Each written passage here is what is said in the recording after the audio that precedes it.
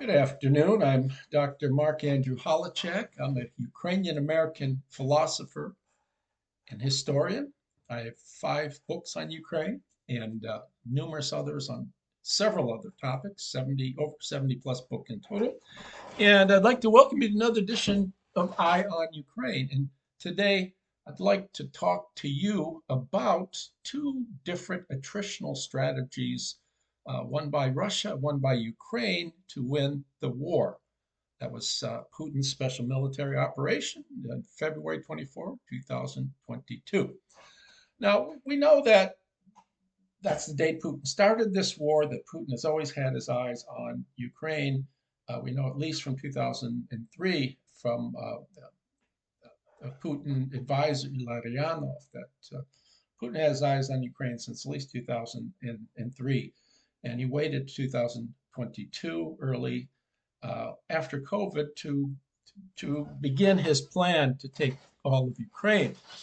Now, his failed aim was to force Kiev to surrender quickly to Russia, and with the swarm of the Russian military machine, which entered Ukraine from the north, even from Belarus, east, south. And while it is today commonly known that Putin, since his first term as president of Russia, has ever wished in some measure to return Moscow to its glorious days as fearsome global power, and to return to Moscow all the lost republics that have declared independence from the USSR since 1991, taking Ukraine was the first and the most significant step in that process. With Ukraine, the largest and most important of all the lost republics, returned to Russia, the rest would fall like dominoes. Europe and the United States would grouse, they would shout pshaw and drat, and even impose a few sanctions, but they would do little else. That the Kremlin learned from Russia's invasion of Crimea and its unsettling presence in the Donbass since 2014. We know that the West, in effect, did nothing, um, even in spite of, despite the Budapest Accord.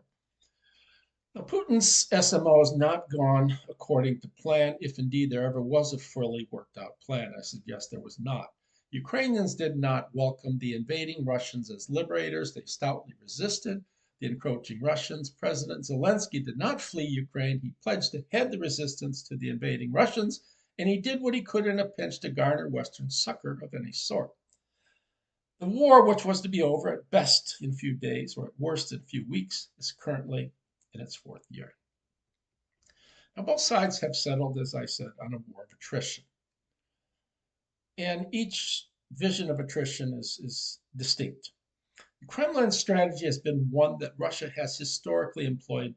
Overwhelm your adversary with numbers. Russia has had available an army of 2 to 3 million soldiers, the majority of whom have seen duty of some sort, most of whom have seen active duty. The Ukrainian army numbers less than 1 million.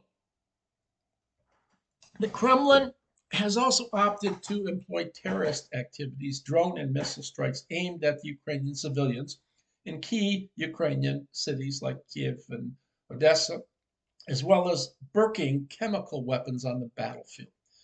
It counts on no direct involvement by the West and aims at a breakthrough in the war through sustained pressure against Ukrainian defenses and the continual bombardment of Ukrainian cities.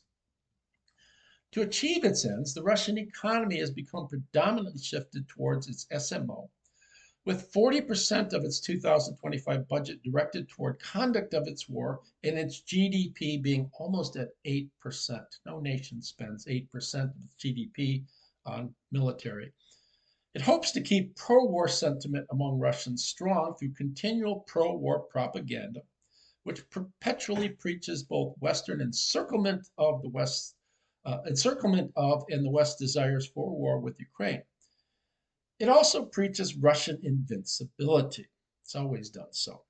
It also hopes that America under Trump will continue to suspend any military assistance to Ukraine, and that seems likely given Trump's preoccupation with China and his friendliness with Putin.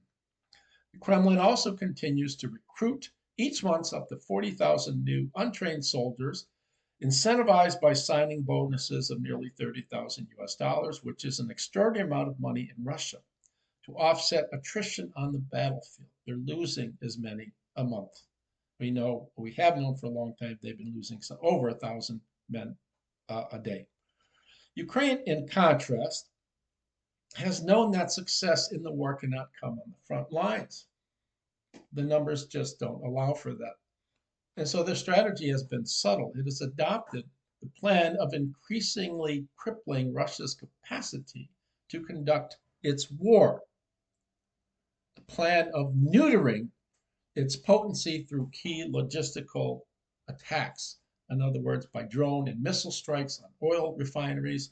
We know Ukraine has reduced Russian production by some 40%. That's extraordinary, and it's hurting everyday Russian. Drone and missile strikes on airfields and shipyards and on bridges. Now, that plan has succeeded in spiking inflation in Russia.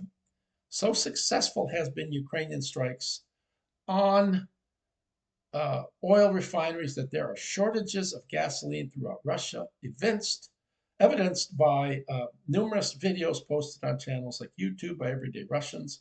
Russia, so bereft of oil, has taken recently to purchasing back at inflated prices oil that it has sold at a pittance to China. Ukraine's strategy of neutering, what I call throughout Putin's muscular militarism, might result in Russian surrender and Putin's demise. But for that to occur, Ukraine might have to escalate its campaign so that the effects of the war are felt by ordinary Russians. As I mentioned before, inflation in Moscow and St. Petersburg, a run on Russian banks, lack of gasoline for ordinary Russians. Ukrainian plan of neutering might also result in the Kremlin substantially toning down but continuing the fighting. It's another option. Such a plan might allow for Putin, as president, to survive Russia's economic woes by addressing to some extent domestic problems through diverting money aimed at the war to internal nodi. Russia's hoped-for result of toning down would be new elections and Zelensky's removal from the Ukrainian presidency, or a break in European unity against Russia. Russia doesn't have that problem so long as they're a dictatorship. A dictator doesn't have to worry about being removed from power so long as he has the people under complete control. So such a strategic shift would place Ukraine, without question, in a sort of limbo. Its membership to the European Union would be halted, and its goal of becoming a member of NATO would be suspended. That would give Putin time to employ more defendist hybrid war methods to cripple Ukrainians' desire to westernize. Yet Putin might, in that time of toning down, be removed from power. He might also merely die. All in all, I think it's fair to say by the goal of the Kremlin's goal of attritional warfare and by Ukraine's goal of attritional warfare, Russia is losing the war, Ukraine is winning. Nonetheless, I think one thing is evident: so long as Putin remains as president, the war will continue. There'll be no surcease of the war. I hope you enjoyed this short video on the war, on the attritional strategies. And if you do, please like it and please share it with others. And TTFN will do this at another occasion shortly. Thank you very much and have a great day.